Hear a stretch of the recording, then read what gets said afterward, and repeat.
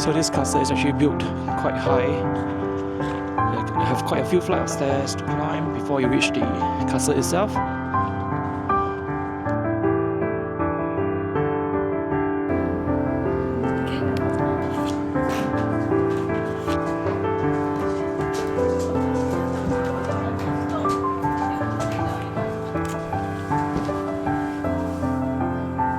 Right now we're inside Kochi Castle. As you can see, this is quite an ancient monument. Wow, look at this place. There's a lot of relics. Don't break any of this.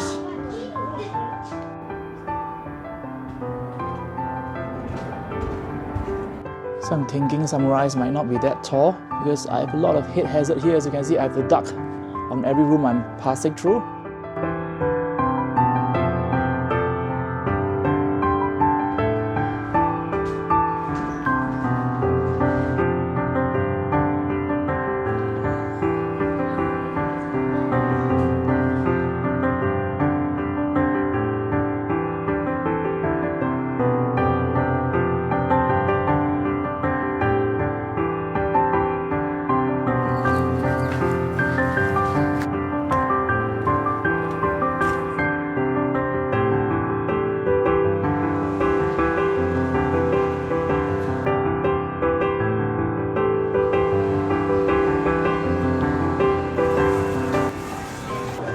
Right now we're at a Kochi wet market.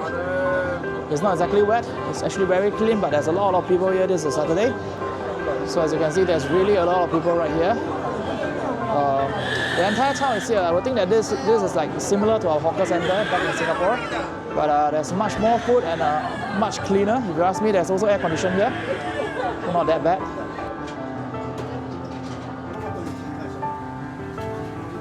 So right now we're having lunch at the Kochi Fish Market. There's apparently a lot of seafood here, but this is one thing you have to order when you're here. This is their specialty.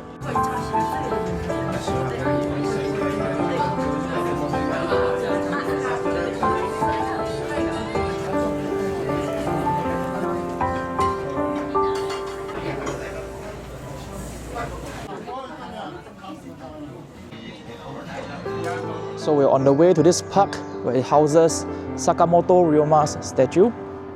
So Sakamoto Ryoma is basically, he is Japan's hero. He inspired this entire idea of the Meiji Restoration, which later on brought forth the Meiji milk we have today.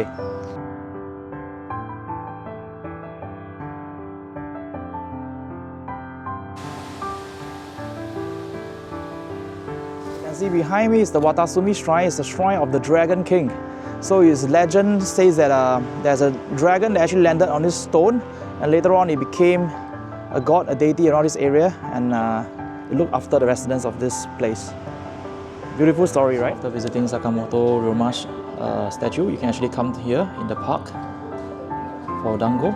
It's a very traditional Japanese snack.